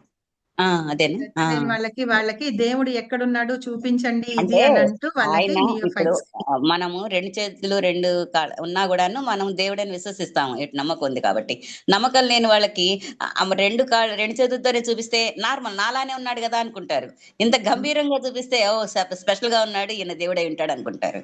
అందుకని నేనేం చెప్పాను, ఈ లైన్లు మీరు పర్పట్లు చాలా బాగా రాశారు ప్రభుపాద, అండర్లైన్ చేసుకోండి లేకపోతే నోట్ చేసుకోండి అని చెప్పా. ప్రేమ భక్తి లేని వారికి శ్రద్ధని కలిగించడానికి తన విశ్వరూపాన్ని చూపించారు. సో ఓకే, ఎవరైనా కామ్య కర్మలకి వాళ్ళకి ఎందుకు ఇష్టం అవుతుంది మాతాజీ? కామ్య కర్మలు వాళ్ళకి కామ్య కర్మలచే తమను తాము ఉద్ధరించుకోదలుచుకున్న వారికి ఈ రూపము అద్భుతంగా తోచినచ్చినేమో కానీ ఎందుకు అంటే వాళ్ళు ఎట్లాగా మాతాజీ వాళ్ళు చేసే వాటికన్నిటికీ వాళ్ళ కోరికలు తీరడానికే వాళ్ళు చేస్తూ ఉంటారు. కామీస్ అంటారు, కర్మకాండ చేసే వాళ్ళు ఉంటారు చూసారా. ఇప్పుడు వాళ్ళు ఏమన్నా హోమాలు చేయనియండి, ఇంకేమన్నా చేయనియండి, ఏమన్నా చేయనియండి, వాళ్ళకి కావాల్సిన కోరికలు తీర్చుకోవడానికి వాళ్ళు చేసుకుంటారు. అలా చేసినప్పుడు ఈ రూపాన్ని వాళ్ళు చూసినప్పుడు వాళ్ళకి కొంచెం అద్భుతంగా అనిపిస్తుంది ఈ విశ్వరూపాన్ని చూసినప్పుడు. కానీ భక్తులకి మాత్రం అలా అనిపించదన్నమాట. సరేనా. ఇప్పుడు నేను ఒక యజ్ఞం కానీ యాగం కానీ ఏదో చేస్తున్నా, అది ఏం చేస్తున్నాను, దేనికి చేపిస్తున్నాను అంటే నా సొంత లాభం కోసం, నా బిజినెస్ బాగుండాలనో, నా పిల్లలు అభివృద్ధిలోకి ఉండాలనో, లేకపోతే ఆయుష్ హోమాలు ఇట్లాంటివన్నీ కూడా చేస్తూ ఉంటారు కదా. అట్లాంటివన్నీ కూడా చేస్తూ ఉంటారు, వాళ్ళ కోసం చేస్తారు. కొంతమంది పదవుల కోసం చేస్తూ ఉంటారు, అలాంటివన్నీ చేస్తూ ఉంటారు కదా. అలాంటివి చేస్తూ ఉన్నప్పుడు అలాంటి వాళ్ళకు కూడా ఈ రూపాన్ని చూస్తే గనక వాళ్ళకి గొప్పగా అనిపించచ్చు, వాళ్ళకి అద్భుతంగా అనిపిస్తుంది, వాళ్ళకి అనిపిస్తుంది. వాళ్ళు కూడా ఎందుకంటే వాళ్ళకి అది కూడా చాలా ఏంటంటే విశ్వరూపం అనేటప్పటికి ఇన్ని తలకాయలు, ఇన్ని చేతులు ఇవి అనేటప్పటికి వాళ్ళకి కూడా అది అద్భుతంగా అనిపిస్తుంది. కానీ భగవంతుడు అని అలా తెలియదు కదా. అది అద్భుతంగా ఉంది కాబట్టి మనం చెప్పొచ్చు అన్నమాట వాళ్ళకి. ఇన్ని ఉన్నారు కాబట్టి ఈ భౌతిక ప్రకృతే భగవంతుడు అని చెప్పి వాళ్ళకు కూడా చెప్పొచ్చు. అలాగని చెప్పడానికి అన్నమాట దీనికి కూడా అర్థం. సో కాబట్టి భక్తిలో ఎవరైతే ఉంటారో వాళ్ళందరికీ కూడా ఈ రూపాలేమీ అవసరం లేదు. వాళ్ళకి ద్విభుజ రూపంలో ఉన్న కృష్ణుని రూపం, పైగా కృష్ణుని రూపమే చాలా ఆనందాన్ని కలిగిస్తూ ఉంటుంది అని చెప్తున్నారు. ఇంకా ఏం చెప్పారు లక్ష్మీమాతాజీ చదివిని కూడా ఒకసారి చూద్దాము. ఇక్కడ గోపాలత ఉపనిషత్తులో కూడా చెప్పారనమాట. భగవంతుడిని ఎట్లా అంటున్నారు, సచ్చిదానంద రూపాయ కృష్ణాయ క్లిష్ట కారణి నమో వేదాంత వేద్యాయ గురవే బుద్ధ సాక్షిని అని చెప్తున్నారు. భగవంతుడి రూపం ఎట్లా ఉంటుంది, సచ్చిత్ ఆనంద రూపం అన్నమాట. ఆ రూపానికి మనం ప్రణామం చేస్తూ ఉంటాము. ఆయనే స్వయంగా కృష్ణుడు అని చెప్తూ ఏవేవి చెప్తున్నాడు ఈ ఉపనిషత్తుల్లోనూ, గ్రంథాల్లోనూ, వేదాల్లోనూ, వాటన్నిటిలోనూ ఆయనే అని చెప్తున్నారు. ఇంకా ఏం చెప్తారు, ఆయనే ఆది గురువు. ఆది గురువు అని ఎందుకు అంటారంటే భగవంతుడిని బ్రహ్మదేవుడికి ఫస్ట్ ఆయన చెప్పారు కదా. మనము భాగవతం 1.1.1 లో మనం ఆ శ్లోకం చాలా ఎప్పటికీ గుర్తు పెట్టుకోవాలి.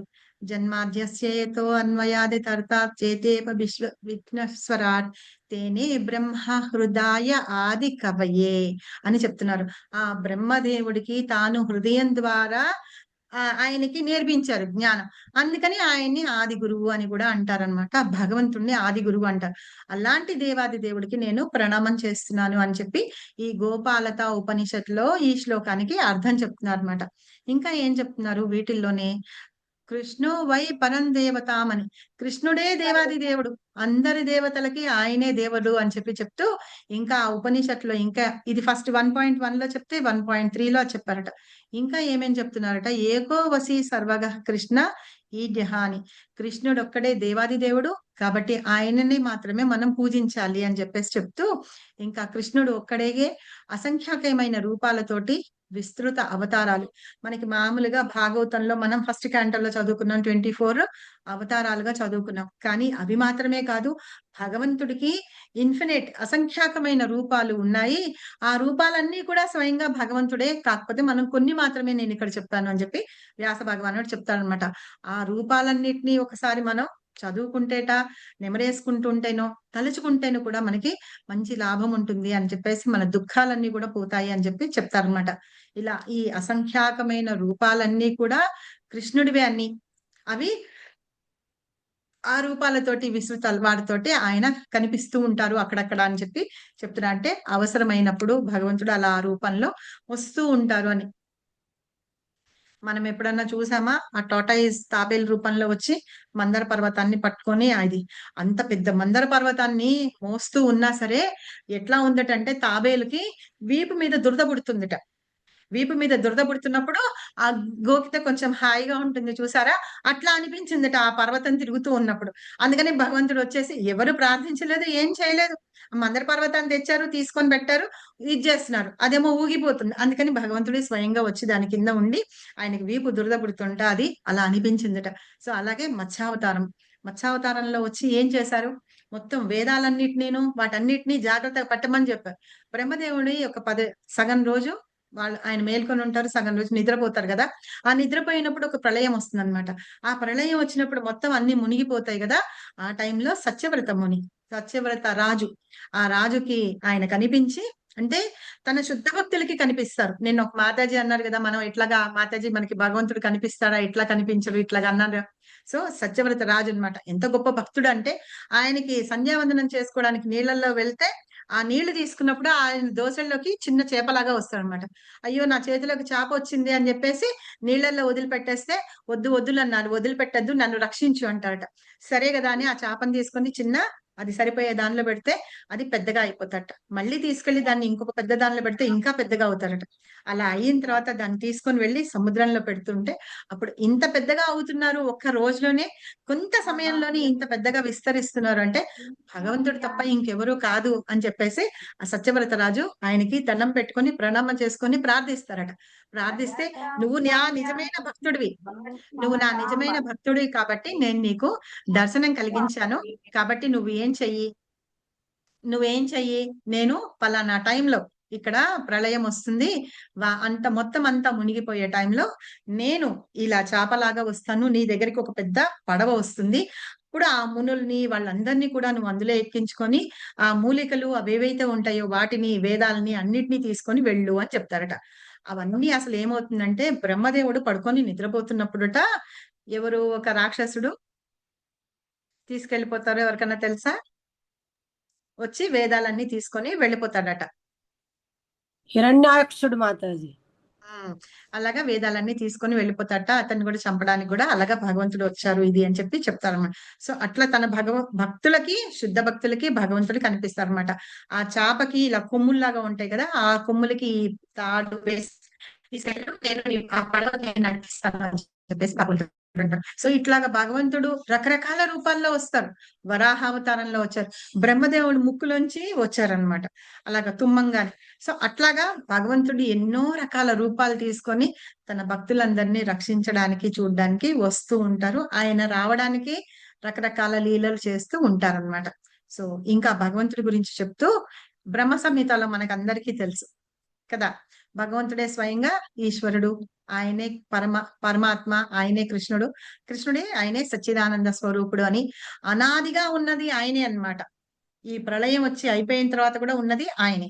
సో అనాదిగా ఉన్నారు ఆ గోవిందుడు ఆయనే, సర్వ కారణాలకి కారణుడు ఆయనే అని చెప్పేసి, ఆయనే సచ్చిదానంద విగ్రహుడు అని చెప్పేసి చెప్తూ బ్రహ్మదేవుడు ప్రార్థిస్తూ ఉంటారు బ్రహ్మ సంహితలో. తర్వాత విష్ణు పురాణంలో మనకి ఎన్ని రకాల పురాణాలు, ఎన్ని ఇవి రిఫరెన్సెస్ ఇస్తున్నారు. భగవంతుడు ఆయనే, కృష్ణుడే అని చెప్పడానికి గోపాలత ఉపనిషత్ అని, బ్రహ్మ సంహిత అని, ఇంకా తర్వాత విష్ణు పురాణం అని, ఇవన్నీ కూడా చెప్తున్నారు అన్నమాట ప్రభుపద. ఇక్కడ విష్ణు పురాణంలో కూడా చెప్తున్నారట, యత్రావతీర్ణ కృష్ణాక్షం పరం బ్రహ్మ నరాకృతి. భగవంతుడు రూప సహితుడు అంటే రూపంతో ఉన్నారు భగవంతుడు. ఆయన ఎట్లా వస్తూ ఉంటారంటే, ఒక్కొక్కప్పుడు మానవ రూపంలో భూమి మీదకి వస్తూ ఉంటారు. ఎందుకు వస్తూ ఉంటారు? తన భక్తుల్ని రక్షించుకోవడానికి వస్తూ ఉంటారన్నమాట. అదే శ్రీమద్ భాగవతంలో చెప్తారనమాట, ఏ తేజాంశక లాపుంష కృష్ణస్తు భగవాన్ స్వయం. అలాగా భగవంతుడు తను వస్తూ ఉంటాడు, రకరకాల రూపాల్లో వస్తూ ఉంటాడు, ఆయనే స్వయంగా భగవంతుడు అని చెప్తూ ఉంటారు. ఇంద్రారి వ్యాకులం లోకం మృడి ఎంతే యుగే యుగే అని చెప్తారు. ఇంద్రుడు లాంటి వాళ్ళకందరికీ వాళ్ళ శత్రువుల నుంచి ప్రాబ్లమ్స్ వస్తూ ఉంటే వాళ్ళని రక్షించడానికి భగవంతుడు అనేక రూపాల్లో వస్తూ ఉంటారు అని భాగవతంలో కూడా చెప్తున్నారు. ఇలాగా స్వయంగా భగవంతుడు తన రూపాన్ని మానవ రూపంలోనూ వస్తూ ఉంటారు, రకరకాలుగా విస్తరించడం అంటే ఎక్స్పాండ్ చేయడం అన్నమాట. ఎక్స్పాండ్ చేయడం అంటే, ఇప్పుడు భగవంతుడు ఇప్పుడు ఒక రూపంలో ఉన్నారనుకోండి, ఇప్పుడు ఆయనకి ఎంతమంది గోపికలు ఉన్నారు, భార్యలు ఉన్నారు? పోనీ 16,000 మంది గోపికలు, 8 భార్యలు ఉన్నారు. 108, 16,100 మంది. తర్వాత 8 మంది పట్టప్రాణులు అంటాం కదా. ఈ 16,100 మందిని కూడా ఆయన రక్షించి తీసుకొని వచ్చారనమాట. సో ఆయన ఎట్లా అంటే, తన రూపాన్ని 16,108గా అంత విస్తరించగలరు, అంతకంటే ఎక్కువ కూడా విస్తరించగలరు. ఎందుకంటే మనం చూస్తాం వృందావనంలో గోపికలతోటి, అక్కడ వేల మంది గోపికలు ఉన్నారు, ప్రతి గోపికతోటూ ఉంటారట. అలాగే ఈ 16,108 మందితోటి కూడా భగవంతుడు ఉంటూ ఉంటారు. అలాంటిది మానవ మాత్రులకి ఎవరికి సాధ్యం కాదనమాట. కాకపోతే ఏంటే సౌబర ముని ఒకరు, ఇంకొకరు ఎవరో వాళ్ళు మాత్రమే 3, 4 అంతకంటే కూడా వాళ్ళు వాళ్ళ శరీరాన్ని విస్తరించలేరు. అంటే 4 నేను ఇప్పుడు పద్మని ఉన్నాను అనుకోండి, నేను 4 ఉంటానన్నమాట. అలా అంతకంటే ఎక్కువగా వాళ్ళు విస్తరించలేరు. కానీ భగవంతుడు ఎంత అన్నా విస్తరించుకోగలరు తన్ని. అలాగే ఒకే టైంలో 16,108 మంది దగ్గర ఉన్నారట భగవంతుడు. సో అది ఒకసారి నారదుడు వెళ్ళి చూసి చాలా ఆశ్చర్యపడతాడట. హో ఇదా అని చెప్పేసి భగవంతుడిని ఏం చేస్తున్నారు, ఇక్కడ ఉన్నారా అక్కడ ఉన్నారా. రుక్మిణీదేవి అంటే ఇష్టం కదా, సత్యభామ అంటే అంతకంటే ఇష్టం. ఏ భార్య దగ్గర ఉన్నారు చూద్దామని వెళ్తారట. రుక్మిణీదేవి దగ్గర ఆయన సేవ పొందుతున్నారట, సత్యభామ దేవ సేవకి ఆయన సేవ చేస్తూ ఉన్నారట. ఇంకా జాంబవతి మిగతా వాళ్ళందరి దగ్గరికి వెళ్ళినప్పుడు ఆయన అక్కడ కొంతమంది దగ్గర భోజనం చేస్తున్నారట, కొంతమంది దగ్గర పిల్లలతో ఆడుకుంటూ ఉన్నారట. అలాగా అంతమందితోటి ఒకే టైంలో రకరకాలుగా చేస్తూ ఉన్నారట భగవంతుడు. సో అట్లాగా ఆయన తన రూపాన్ని విస్తరించగలరు, రకరకాల రూపాలు తీసుకోగలరు అని చెప్పేసి చెప్తున్నారు అనమాట. సో అలా చెప్తూ భగవద్గీతలో నేను ఇట్లా చెప్పాను, నేనే భగవంతుడిని అని చెప్పాను అని మనకి ఇక్కడ రిఫరెన్సెస్ ఇచ్చారు. సో అలాంటి భగవంతుణ్ణి ఎవరు తెలుసుకోగలరు అంటే భక్తి సేవ మార్గం ద్వారా మాత్రమే తెలుసుకోగలం అన్నమాట. అలాగా అర్జునుడు భగవంతుడికి పరమ భక్తుడు, అందుకని భగవంతుడి గురించి అతనికి తెలుసుకోగలిగాడు, భగవంతుడిని చూడగలిగాడు. ఆయన యొక్క విశ్వరూపాన్ని కూడా అర్జునుడికి చూపించారనమాట. ఓకే, భక్తులందరూ కూడా ఆయన ఈ ద్విభుజ రూపాన్ని చాలా ఇష్టపడుతూ కూడా ఉంటారు అని చెప్పారు. ఇక్కడ వరకు ఎవరికైనా డౌట్స్ ఉన్నాయా ఈ శ్లోకంలో, ఇందాక మనం చెప్పుకున్న శ్లోకంలో? సరే, మనం నెక్స్ట్ శ్లోకం కూడా ట్రై చేసుకొని ఫినిష్ చేసుకోవడానికి ట్రై చేద్దాము.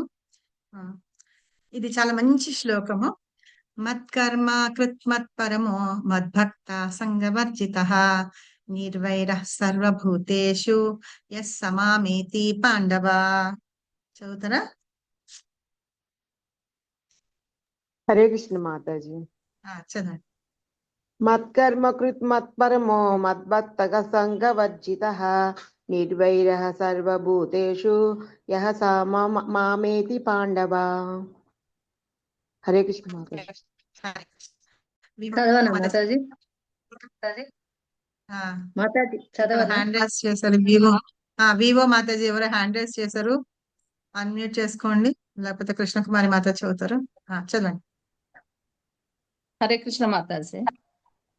చదవండి. అనువాదం చదవమంటారా? మత్కర్మ శ్లోకం చదవండి ఫస్ట్. కష్టం. మత్కర్మో కష్టం అవుతుందా మీకు? కొంచెం వినాలి మాతాజీ ఇంకోసారి. మత్కర్మ కృత్ మత్పరమో మద్భక్తో సంఘవర్జితః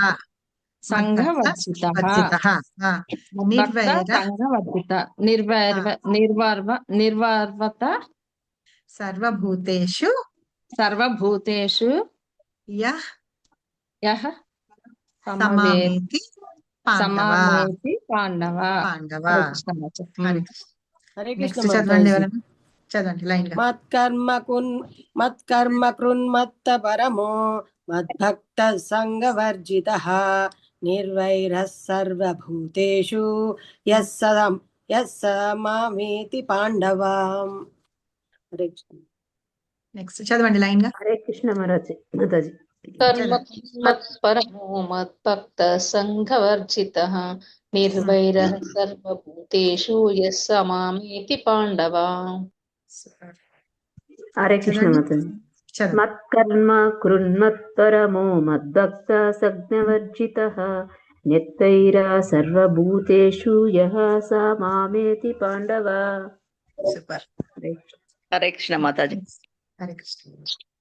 మత్కర్మ కృత్మత్పరమో మద్భక్తః సజ్జవర్జితః నిర్వైరః సర్వభూతేషు యః సమాయేతి పాండవ. హరే కృష్ణ. థ్యాంక్ యూ మాతాజీ. Thank you. నెక్స్ట్ కృష్ణకుమారి మాతాజీ చదవండి. హరే కృష్ణ మాతాజీ. మత్కర్మ కృన్మత్పరమో మద్భక్తః సంగవర్జితః నిర్వైరః సర్వభూతేషు యః సమామేతి పాండవ. సూపర్. ఇంకెవరైనా చదువుతారా?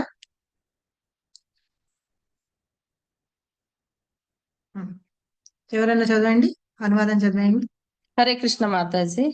ఓ ప్రియమైన అర్జున, నా శుద్ధ భక్తి యుక్త సేవ యందు నెలకొని యందు వాడును కామ్య కర్మలు మనోకల్పనల నెడిడి కల్మిషముల నుండి విముక్తుడైన వాడును. నన్నే తన జీవిత పరమ లక్ష్యముగా భావించే నా కొరకై కర్మ నొసరించు వాడును సర్వజీవుల ఎడ మిత్రతత్వమును కలిగి యుండు వాడును అగు మానవుడు నన్నే తప్పక చేరును. సూపర్. ఏం చెప్తున్నారు? 5 విషయాలు చెప్తున్నారు ఇక్కడ. ఏం చెప్తున్నారంటే మత్కర్మ అంటే నా గురించే కర్మ చేయమని చెప్తున్నారు. మత్ పరమో నన్నే పరమగతి, మీ గతిగా నన్నే భావించమని చెప్తున్నారు. 2 మద్భక్త నా భక్తుడివి అయ్యి నాకే భక్తియుత సేవ చేయండి. తర్వాత సంఘవర్జిత నువ్వేమేం చేయాలి? ఆ కామ్య కర్మలు అవన్నీ చేస్తావు కదా, వాటన్నిటిని వదిలిపెట్టేసి ఉండాలి. నిర్వైర అంటే నువ్వు శత్రువులు లేని వాడివిగా ఉండాలి అని చెప్తూ ఈ 5 ఎప్పుడైతే చేస్తావో ఆ జీవులందరూ నన్నే తప్పక చేరుతారు. మన లక్ష్యం ఏంటి? జీవిత లక్ష్యం గోలోకము చేరుకోవడం. గోలోకం చేరటం మాతాజీ. గోలోకంలో ఎవరున్నారు? కృష్ణ భగవాన్. కృష్ణ ఉన్నాడు. ఈ 5 పనులు చేస్తూ ఉంటేట, ఈ 5 చేస్తాట అలాంటి మానవులు ఏం చేస్తారట? తప్పకుండా నా దగ్గరకు వచ్చేస్తారు అంటున్నారు. అంటే మనం ఏం చేస్తాం? గోలోకానికి వెళ్ళిపోతాంట. కాబట్టి ఈ 5 పనులు కంపల్సరీగా చేయాలి. 1 మత్కర్మ, తర్వాత మత్పరమో నా కోసం చేయండి, మద్భక్త నాకే భక్తుడిగా అయ్యుండు, నా భక్తుడిగా అయ్యుండు, సంఘవర్జిత అంటే వర్జిత అంటే వదిలిపెట్టాలి. ఎలాంటి సంఘం వదిలిపెట్టాలి అంటే గనక మనం వేరే కార్యకర్మలు అవన్నీ చేస్తూ ఉంటాం చూసారా, అలాంటివన్నీ చేయకూడదు. మనం ఏ కర్మ చేసినా భగవంతుడి కోసం చేయాలి. అలా చేస్తూ ఉంటే ఎప్పుడుట నిర్వైర ఎల్లప్పుడూ చేస్తూ నిర్వైర అంటేను శత్రుత్వం లేకుండా ఉండాలన్నమాట. ఎవరి యందు కూడా శత్రుత్వం లేకుండా ఉండాలి. నా కృష్ణకుమారి మాతాజీ బాగా ఊరికనే చదివేస్తున్నారు కాబట్టి నాకు ఆవిడంటే నచ్చదు. ఎందుకంటే మిగతా వాళ్ళందరూ చదవట్లేదు కదా, వాళ్ళకి ఛాన్స్ ఇస్తారు. అట్లా ఉండకూడదు. మాతాజీ చదువుతుందే ఓకే, మిగతా వాళ్ళు చదవట్లేదు కాబట్టి కోపం రాకూడదు. అందరూ సమంగా ఉండాలన్నమాట. సో అట్లాగా నిర్వైర సర్వభూతేషు ఎవరి యందు శత్రుత్వం లేకుండా అందరినీ మిత్రత అంటే స్నేహ భావంతో చూస్తూ ఉంటే గనక అలాంటి వాళ్ళు నా దగ్గరికి వచ్చేస్తారు. ఎవరు? ఓ పాండవ అంటే పాండవుల్లో ఒకడు అర్జునుడు. కాబట్టి ఓ పాండవ నువ్వు వాళ్ళందరూ నా దగ్గరికి వచ్చేస్తారు అని చెప్తున్నారు అనమాట. ఇది దీనికి అర్థం. అర్థమైందా? ఇది చాలా మంచి శ్లోకం. యాక్చువల్ గా గుర్తుపెట్టుకుంటే కనుక గుర్తుపెట్టుకోండి. శ్లోకం గుర్తుపెట్టుకోలేకపోయినా ఈ 5 పనులు చేస్తే కనుక మనం భగవంతుని ధామానికి ఎట్లా వెళ్తాం? మనం చేస్తుందే అది. ఈ 5 పనులు చేస్తుంటే కనుక మనం భగవంతుడి ధామానికి వెళ్ళిపోతాం అన్నమాట. సో చదువుతారా? భాషను చదువుతారా? ఒక 10 నిమిషాలు చదువుకొని ఫినిష్ చేసేద్దాం. ఆధ్యాత్మిక అవకాశమునందలి కృష్ణలోకమున దేవాది దేవుడైన శ్రీకృష్ణుని చేరి అతనితో సన్నిహితము సంబంధమును పొందవలెనని వాంఛించువాడు ఆ దేవదేవుడే స్వయముగా తెలిపినటువంటి ఈ సూత్రమును తప్పక అనుసరించవలెను. కనుకనే ఈ శ్లోకము భగవద్గీత సారముగా పరిగణింపబడుచున్నది. భౌతిక జగత్తునందు నిమగ్నులైన భౌతిక ప్రకృతిపై ఆధిపత్యమును వహించవలెనని కోరువారును నిజమైన ఆధ్యాత్మిక జీవితము గురించి ఎరగని వారును అగు బద్ధజీవులు కొరకై నిర్దేశించబడిన గ్రంథమే భగవద్గీత. మానవుడు తన స్వరూప స్థితిని భగవనునితో తనకు గల నిత్య సంబంధమును ఎట్లు తెలుసుకోవలెనో చూసి ఏ విధముగా అతడు తిరిగి భగవద్ధామమును చేరగలడో చేరగలడో బోధించుట కొరకే భగవద్గీత ఉపదేశించబడినది. ఈ శ్లోకము నందు మానవుడు తన ఆధ్యాత్మిక కామ్యమైన భక్తియుక్త సేవ యందు విజయము సాధించు విధానమును స్పష్టముగా వివరించబడుచున్నది. కర్మకు సంబంధించినంత వరకు మానవుడు తన శక్తినంతటిని కృష్ణ చైతన్యమునకు సంబంధించిన కార్యములు వైపునకు మరల్చవలెను. భక్తి రసామృత సింధు 1.2.255 నందు ఇట్లు చెప్పబడినది. ఉండండి మాతాజీ, మిగతా వాళ్ళు చదువుతారు ఎవరైనా. ఓకే, సో ఇక్కడ మీరు ఎవరైనా ఎప్పుడైనా భగవద్గీత అంటే ఏంటి అని అడిగారు అనుకోండి, ఇగో ఇక్కడ చెప్తున్నారు. ఎవరైనా నోట్ చేసుకుంటే కనుక నోట్ చేసుకోండి. ఏం చెప్తున్నారు? ఈ భౌతిక జగత్తునందు నిమగ్నులై భౌతిక ప్రకృతి ఆధిపత్యం అని వహించాలని కోరుకుంటున్న వాళ్ళు నిజమైన ఆధ్యాత్మిక జీవితం గురించి తెలుసుకొని వాళ్ళ కోసమే ఈ భగవద్గీత చెప్పబడింది, నిర్దేశింపబడింది అనమాట వాళ్ళ కోసంట. సో మానవుడు ఏంటంటే వాళ్ళ స్వరూప స్థితి, వాళ్ళ నిజరూప స్థితి ఏంటి అంటే దాన్ని ఏమంటామంటే మన నిజ కాన్స్టిట్యూషనల్ పొజిషన్ అంటాం. ఒక మానవుడి యొక్క నిజ రూప స్థితి ఏంటిటంటే భగవంతుడితో తనకి గల సంబంధము, నిత్య సంబంధం ఏంటి తెలుసుకోవడం అన్నమాట. అది ఎలా తెలుసుకోవాలి, ఎలా చెయ్యాలి అని చూపించింది మనకి భగవద్గీత. అలా తెలుసుకొని మనం భగవద్ధామానికి ఎలా వెళ్ళాలి అని చూపించింది మనకి భగవద్గీత అన్నమాట. ఎవరైనా భగవద్గీత సారాంశం ఏంటి, సారం ఏంటి మీరు ఎప్పుడన్నా తెలుసుకున్నారా, మీకు తెలుసా అని అన్నారు అనుకోండి, ఈ 5 చెప్పండి. ఇక్కడ స్వయంగా ప్రభుపాద చెప్పారు భగవద్గీత సారంగా పరిగణింపబడుచుంది ఇది అని. ఏంటిట? ఈ ఆధ్యాత్మిక ఆకాశంలో కృష్ణలోకం ఉంది కదా, అది కృష్ణలోకంలో అందరం అక్కడికి చేరి కృష్ణుడిని చేరి, ఆ కృష్ణలోకంలో ఎవరుంటారు? కృష్ణుడు ఉంటారు అనమాట. కృష్ణుడు ఉంటే ఆయన దగ్గరికి వెళ్ళి మనం ఏం చేయాలట? సన్నిహిత సంబంధం పొందాలి అని అనుకున్న వాళ్ళందరూ ఏం చేయాలట? వాళ్ళు ఆ దేవాది దేవుడు ఏం చెప్పారు? ఇక్కడ 5 విషయాలు చెప్పారు. ఈ 5 విషయాలని పాటించాలి. అదే ఈ భగవద్గీత యొక్క సారాంశం అని కూడా చెప్తున్నారు. భగవద్గీత సారాంశం ఇక్కడ చెప్తారు 18th చాప్టర్ లో చెప్తారు. అంటే ఈ చాప్టర్ లో ఇది భక్తి యోగంలో చెప్తూ ఉన్నారు కదా. భక్తి యోగంలో అంటే మనకి 3 ఉన్నాయి కదా. ఫస్ట్ చెప్పండి, ఫస్ట్ 6 చాప్టర్స్ ఏంటి చెప్పండి? కర్మయోగము, భక్తి యోగము, జ్ఞాన యోగము. సో ఇప్పుడు మధ్యలో ఉన్నదేమో భక్తి యోగం. ఈ భక్తి యోగంలో చెప్తున్నారనమాట, మీరు ఈ కర్మలు చెయ్యండి, ఈ 5 గనక చేస్తూ ఉంటే గనక మీరు నా ధామానికి వచ్చి మీరు నాతోటి సంబంధం కలిగి అక్కడ ఉండి మీరు సేవ చేస్తూ నాతోటి ఉంటారు, నన్ను తప్పక చేరుకుంటారు అని చెప్తున్నారు. అదే ఇక్కడ దీనికి చెప్తున్న సారాంశం అని చెప్పుకోవాలి. సో భగవద్గీత కూడా ఎందుకు అంటే అందుకోసమే నిర్దేశింపబడిందని, ఎందుకోసము బద్ధజీవులుగా ఉన్న మనం అందరికీ ఆధ్యాత్మిక జీవితాన్ని గురించి తెలియపరచడానికి, తర్వాత భగవంతుడితో మనకి కల సంబంధం ఏంటి అని తెలుసుకోవడానికి మనకి భగవద్గీత అనేది చెప్పారనమాట. అయితే వీటన్నిటిని ఎలాగా ఆ సంబంధించిన ఈ కర్మ అంటే ఏంటంటే మనం భగవంతుడికి చేసే సేవ అన్నమాట. ఆ కర్మకు సంబంధించిన వరకు మానవుడు తన శక్తిని చైతన్యంలో, కృష్ణ చైతన్యంలో ఎలాంటి పనులు చేస్తూ ఉంటే గనక మనం భగవంతుడిని చేరతాము అనే విషయాన్ని ఇక్కడ భక్తి రసామృత సింధులో రూప గోస్వామి చెప్పారనమాట. అరుణకుమారి మాతాజీ చదువుతారా? హరే కృష్ణ మాతాజీ చదువుతాను. హరే కృష్ణ, చదవండి మాతాజీ. అనాసక్తస్య విషయాన్ యదార్హం ఇంజతః నిర్బంధ కృష్ణ సంబంధే యుక్తం వైరాగ్యం ఉచ్యతే. కృష్ణ సంబంధంలో తప్ప మనిషి ఏ పని చేయకూడదు, అది కృష్ణ కర్మ అనబడుతుంది. మనిషి నానా రకాల కార్యాలలో నెలకొన్నప్పటికీ కర్మఫలం పట్ల ఆసక్తుడు కాకూడదు. కర్మఫలాన్ని కేవలము శ్రీకృష్ణునికే ఇవ్వాలి. ఉదాహరణకు ఒకడు వ్యాపారంలో నెలకొంటే ఆ కార్యాన్ని కృష్ణ భక్తి భావనలోకి మార్చడానికి అతడు శ్రీకృష్ణుని కొరకే ఆ వ్యాపారం చేయాలి. శ్రీకృష్ణుడే వ్యాపారానికి యజమాని అయినప్పుడు అతడే వ్యాపార లాభాన్ని అనుభవించాలి. ఒక వ్యాపారి దగ్గర కోట్లాది రూపాయలు ఉంటే దాన్నంతా అతడు శ్రీకృష్ణునికి ఇవ్వాలనుకుంటే ఆ పని చేయగలడు, అది కృష్ణ కర్మ అవుతుంది.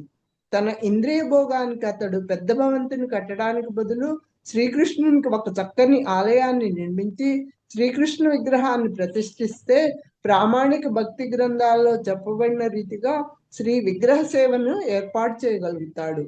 ఇదంతా కృష్ణ కర్మే. మనిషి తన కర్మఫలానికి ఆసక్తుడు కాకుండా ఆ ఫలాన్ని శ్రీకృష్ణుడికి సమర్పించి ఆ దేవదేవునికి సమర్పించిన నైవేద్యాన్ని ప్రసాదంగా స్వీకరించాలి. ఎవడైని శ్రీకృష్ణుని కొరకు పెద్ద భవంతిని నిర్మించి శ్రీ విగ్రహాన్ని ప్రతిష్ఠిస్తే అక్కడ అతడు నివసించడానికి నిషేధం ఏదీ ఉండదు. కానీ భవన యజమాని శ్రీకృష్ణుడే అని అర్థం చేసుకోవాలి. ఇదే కృష్ణ భక్తి భావన అనబడుతుంది. అయినా మనిషి శ్రీకృష్ణుని కొరకు మందిరాన్ని నిర్మించలేకపోతే కృష్ణ మందిరాన్ని శుభ్రం చేయడంలో నెలకొనవచ్చును. అది కూడా కృష్ణ కర్మే. అతడు ఒక తోటనైనా పెంచవచ్చును. కొద్దిగా స్థలం ఉన్న ఎవడైనా, భారతదేశంలో పేదవాడికైనా ఎంతో కొంత స్థలం ఉంటుంది. పూల కైంకర్యం కొరకు దాన్ని శ్రీకృష్ణుని నిమిత్తం వాడవచ్చును. అతడు తులసి చెట్లను అందులో నాటవచ్చును. ఎందుకంటే తులసి దళాలు ఎంతో ముఖ్యమైనవి. భగవద్గీతలో శ్రీకృష్ణుడు కూడా పత్రం పుష్పం ఫలం తోయం అని ఉపదేశించాడు. పత్రం గాని, పుష్పం గాని, ఫలం గాని, కొంత జలం గాని మానవుడు తనకు అర్పించాలని శ్రీకృష్ణుడు కోరుకుంటాడు.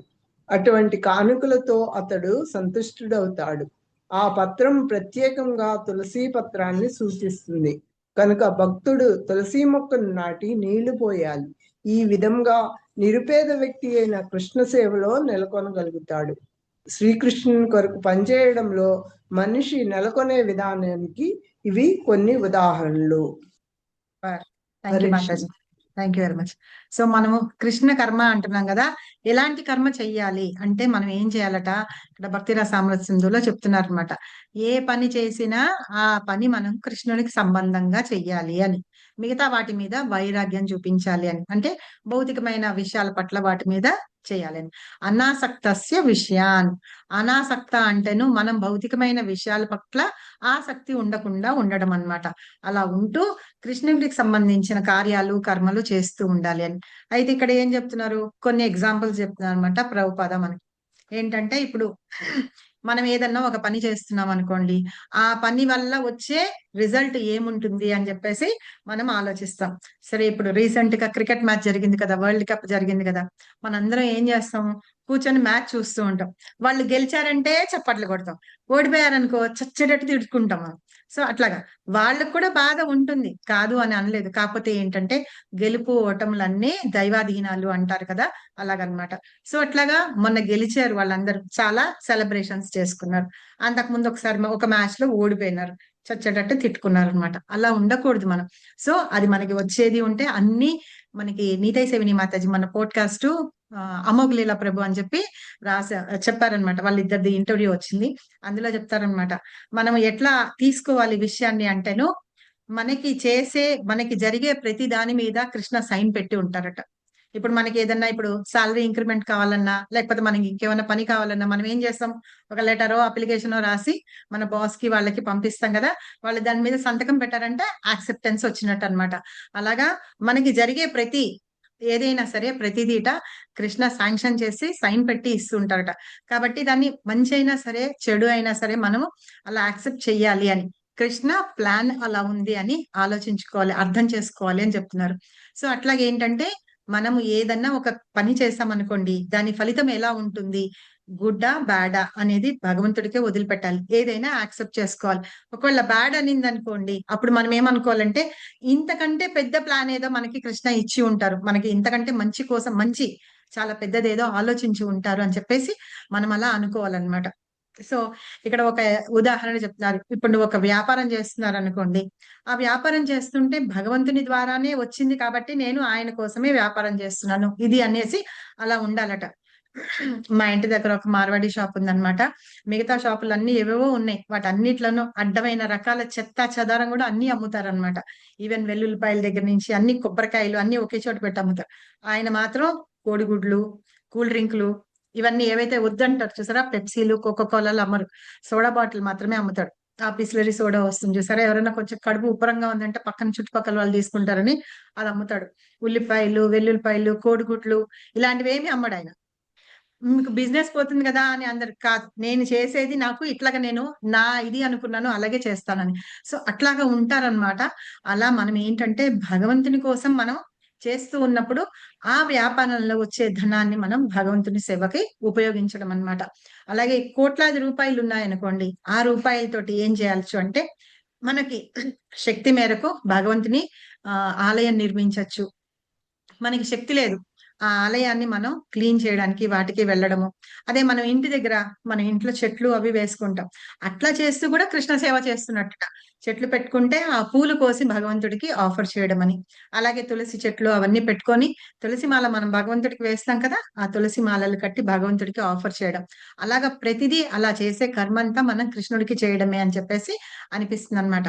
యాక్చువల్ గా మేము మస్కట్ లో ఉన్నప్పుడు మాకు అసలు పూలు అవన్నీ తెంపకూడదు అనమాట, ఫైన్ వేస్తారు. అప్పుడు చిన్న చిన్న కొబ్బరి నూనె డబ్బాల్లోను పెరుగు డబ్బాల్లోను చిన్న చిన్న పూలు తీసుకొని పూల మొక్కలు, లేకపోతే ఇండియా వచ్చినప్పుడు నిత్యమల్ల చెట్టు అవి విత్తనాలు ఉంటాయి చూసారా, అవి తీసుకొని వెళ్ళడం, అలా చేసి దేవుడికి పూలు పెడుతూ ఉండేవాళ్ళనమాట. నేను ఇక్కడికి వచ్చిన తర్వాత నేను అదే అలవాటు అయిపోయి చేస్తూ ఉండేదాన్ని. ఒకసారి రఘునాథపురి ప్రభు ఏంటి ఏదో ఒక ఇది వచ్చింది, అకేషన్ వచ్చింది, గౌరంగ పూజ లేకపోతే నో ప్రపాద పేరెంట్స్ డేనో ఏదో వచ్చింది. మొత్తానికి పూలు కొనడానికి వెళ్ళారట. పూలు కొనడానికి వెళ్తే వాడు పక్కనే పెట్టుకొని డబ్బాలో మీట్ అవి పెట్టుకొని తింటూ ఉన్నాడట. చేతులు కూడా కడుక్కోకుండా ఆ చేతితోటే పూలు పెట్టి వేసినాడు. చీ చీ చీ చీ, నేను ఇలాంటి వాళ్ళ చోటున నేను పూలు కొనుక్కుంటానని చెప్పి వాడి దగ్గరికి వెళ్ళిపోయి ఇంకో వాడి దగ్గరికి వెళ్తే వాడు తినేసి ఆ స్పూన్ తిని ఆ డబ్బా పక్కన పెట్టి వాడు పూలు వేస్తున్నాడట. సో అట్లాగా మనం ఏంటంటే అలా అనిపించినప్పుడు కొనుక్కోలేం కదా, కాబట్టి ఏం చేస్తాం తప్పదు ఈ కాలంలో అన్నట్టుగా అలాగ వదిలిపెట్టేయడం తప్పించి మనం చేసేదేం లేదు. అందుకని ఏం చేయాలంటే మనకి కొంచెం జాగా ఉందనుకోండి, దేవుడికి రోజు 4 పూలు పెట్టడానికి ఒక 4 కుండీలు అవన్నీ పెట్టుకోండి. చక్కగా పూలు తీసండి, కోయండి, మాలలు కట్టండి, వెయ్యండి. అలాగే తులసి చెట్లు పెంచండి. తులసి చెట్లు పెట్టుకొని రోజు భగవంతుడికి ఆఫర్ చేసేటప్పుడు కూడా ప్రసాదంలో ఇస్తాం. అలాగా చేయండి అని చెప్పేసి చెప్తున్నారు అనమాట. ప్రభుపాద ఏం చెప్తున్నారు చూడండి, భారతదేశంలో ఎంత బీదవాడైనా సరే ఎంతో కొంత స్థలం కలిగి ఉంటుంది. అసలు స్థలం లేని వాళ్ళు అంటేనూ ఎవరు ఉండరు అనమాట, వాళ్ళ పేరు మీద ఎంతో కొంత స్థలం ఉంటుంది. సో ఆ స్థలంలోనే మీరు ఉంటున్నారు కదా, ఆ పూల మొక్కలు పెట్టుకోండి, తులసి దళాలు కొయ్యండి, తులసి చెట్లు పెట్టండి అని. ఎందుకు కృష్ణ ఏమన్నారు భగవద్గీతలో, పత్రం పుష్పం ఫలంతోయం యోమే భక్త్యా ప్రయచ్చతి అన్నారు. మీరు చిన్న పత్రం అంటే తులసి ఆకు గాని ఒక పువ్వు గాని నీళ్లు గాని ఏం అర్పించినా సరే భక్తితోటి అర్పిస్తే నేను తీసుకుంటాను అని అన్నారనమాట. సో ఇట్లాగా తులసి పత్రాలని సూచిస్తుందన్నమాట ఈ పత్రం అంటే. ఏవో పిచ్చి పిచ్చి ఆకులు అవి కాదు, తులసి పత్రాలను తీసుకొని దళాలను తీసుకొని మనం భగవంతుడికి ఆఫర్ చేయడం. అలాగే ఆ తులసి చెట్టుకు రోజు నీళ్లు పోయడం, ఆవిడ దగ్గర దీపం పెట్టడం, ప్రదక్షిణ చేయడం, అలా తులసి పూజ అయిపోతుంది అనమాట. అలా చేస్తూ ఉంటే కృష్ణ సంబంధించిన కార్యాలు అనమాట ఇవి, మనం ఆ కార్యాల్లో చేయడము అనేది ఒక ఉదాహరణగా చెప్పారు. ఇక్కడ ఒకసారి వరదకృష్ణ ప్రభు చెప్పారు మాకు క్లాస్ లో. ఏంటంటే మీకు అందరికి కూడా గుర్తే ఉండండి, కొంతమంది జాయిన్ అవుతారు కదా, ఇక్కడ పెద్ద భవంతి, కృష్ణుడికి మీరు భవంతి నిర్మించండి అని చెప్పి. ఒకసారిట జన్మాష్టమికో వైకుంఠ ఏకాదశికో దేనికో ఒక ఆయన ఆయనకి కృష్ణుడికి మొత్తం రాధా మదన్ మోహన్ టెంపుల్లో ఆల్టర్ ఉంది కదా, అందరికి డ్రెస్ కోసం అని చెప్పేసి డబ్బులు ఇచ్చారట. డబ్బులు ఇస్తే ఇంకో ఆయన వచ్చారట, ఆయన కూడా ఇచ్చారట. వీళ్ళు ఏం చేశారట, ఆయన ఇచ్చినవి వేశారట, ఈయన ఇచ్చినవి వేయలేదట. అలా ఎలా చేస్తారు మీరు, నేను ఇచ్చినవి వేయాలి కదా ఇది అని అంటే అన్నారట. వరదకృష్ణ ప్రభు అన్నారు, ఇంకెవరన్నారో మొత్తానికి అన్నారట, ఓకే నువ్వే గుడి కట్టుకొని ఆ విగ్రహాలకి నువ్వే వేసుకో, ప్రతిరోజు వేసుకో, అప్పుడు ఏమైంది అని అంటే అతను నిజంగానే అనుకున్నట్ట. ఆహా అలా అంటావా, సరే నేను తీసుకుంటానని. అయితే ఏం చేశాడట, ఆయన అంతకు ముందే ఒక ల్యాండ్ కోసం అంటే డబ్బులు ఇచ్చి ఉన్నాడట. అయితే వెళ్ళి ఆ ల్యాండ్ డబ్బులు తీసేసుకుని ప్రతాప టెంపుల్ ఉంది చూసారా, అది తీసుకున్నారట ఆయన. దాని మీద ఇంకొంచెం డబ్బులు ఎక్కువ వేసి ఇచ్చారట. సో అట్లాగే ఏంటంటే భగవంతుడు స్వయంగా తన భక్తులు ఎవరెవరైతే ఉంటారో వాళ్ళ చేత చేయించుకుంటూ ఉంటారనమాట. అలాగా ఇప్పుడు రోజు నేను భగవంతుడికి నాకు నచ్చినట్టుగా చక్కగా ఆయన చేయించుకుంటూ ఉన్నాడు, పని చేయించుకుంటూ రోజు నేను వస్త్రాలు వేస్తున్నాను అని చెప్పి అన్నారట ఆయన వరదకృష్ణ ప్రభుతోటి. ఇది మాకు ఒకసారి హరినామ చింతామణి క్లాస్ లోనే ఎప్పుడో చెప్తున్నప్పుడు చెప్పారు ఈ ఇన్సిడెంట్. సో అట్లాగే ఏంటంటే భగవంతుడికి మనం సేవ చేస్తూ ఉంటే అది కృష్ణ కర్మ అవుతుంది ప్రతి దానిలోనూ అని చెప్తున్నారు. ఇంకో 3 పారాగ్రాఫ్లు ఉన్నాయి, టైం ఎక్కువ పడుతుంది, 11:20 అయింది. మనం వచ్చే వారం చదువుకుందామా? మీకు ఎవరికైనా డౌట్స్ ఉంటే అడగండి. హరే కృష్ణ మాతాజీ, అది అత్తాపూర్ టెంపుల్ కట్టిన ఆయన గురించి స్టోరీ. అదే అత్తాపూర్ అత్తాపూర్ టెంపుల్ టెంపుల్ ఉంది ఆయన, కదా, అదే చెప్పాను కదా. ఉమ్. అవునవును, అదే ఆయనదే. ఆయన వేరే చోట ఎక్కడ కొందామని, బిల్డింగ్ ఏదో కొందామని అక్కడ అడ్వాన్స్ ఇచ్చి వచ్చినారట. అడ్వాన్స్ ఇస్తే అవును నువ్వు అంటున్నావు కదా అయితే సరే అని అంటే, ఇప్పుడు వెళ్ళి పలానా చోట ఆ ప్లేస్ అది సేల్ కి ఉందిట. సేల్ కి అత్తాపూర్ ఏదైతే ఇప్పుడు టెంపుల్ ఉంది చూసారా, అది సేల్ కి ఉందిట. అందుకని ఇక్కడ ఇచ్చిన డబ్బులు తీసేసుకొని వచ్చి అక్కడికి వెళ్ళి ఆ స్థలం కొనుక్కొని అక్కడ అత్తాపూర్ టెంపుల్ కట్టించి భగవంతుడికి ప్రతిరోజు ఆయన సేవ చేసుకుంటున్నాడు. అది అత్తాపూర్ గురించి ఆ రోజు ప్రభు చెప్పింది మాకు. సో అలాగా కృష్ణ సేవలో మనము ఇన్వాల్వ్ అయ్యి ఉండాలి అని. ఆ మాత్రం కూడా మనం చేయలేము ఇది అని అంటే, ఎప్పుడన్నా టెంపుల్కి వెళ్ళినప్పుడు క్లీన్ చేయడము, మందిర్ మార్జన అవన్నీ చెప్తారు కదా జన్మాష్టమికి, మళ్ళీ రథయాత్ర టైంకి, వాటన్నిటికీ అలా మందిరం మార్జన చేయడం. లేదు అంటే మామూలుగా వెళ్ళినా సరే అక్కడ కూర్చొని ఉన్నప్పుడు నీట్ గా లేకపోతే కాస్త క్లీన్ చేయడం కూడా చేయొచ్చు అన్నమాట. అది కూడా మేము చేయలేము అంటే ఇంట్లోనే కృష్ణుడిని పెట్టుకొని కృష్ణుడికి కాస్త పూలు, ఇందాక నేను చెప్పాను కదా రఘునాథ్పురి ప్రభు ఎంత భయంకరంగా అనిపించింది దేవుడా అనుకుంటే, నేను చెప్పాను నాకు ఆ ప్రాబ్లం లేదు, నేను మా ఇంట్లో చెట్లు ఉంటాయి ప్రభు, ఏది 10 చెట్లు పెట్టాను, ఒక చెట్టు పూయకపోతే ఇంకో చెట్టు అన్నా పూస్తుంది అనమాట. 2 రోజులకు ఒకసారి ఆ వెనకాల ఉన్న కృష్ణుడికి మాల కూడా కట్టి వేస్తాను. ఆ గన్నేరు పూలు 360 రోజులు వస్తూ ఉంటాయి కదా. సో అలాగా చెట్లు పెంచుకోండి, చక్కగా పెట్టి ఆ పూలతోటి మీరే ఆనందంగా మాల కట్టు భగవంతుడికి వేసి, అలాగే తులసి కూడా పెట్టుకొని భగవంతుడికి తులసి మాలలు వేయండి, తులసి ఆఫర్ చేయడాన్ని, ఆ దీపం పెట్టుకొని అవన్నీ చేస్తూ కృష్ణ కర్మలో మీరు అందరూ ఇన్వాల్వ్ అయ్యి ఉండండి.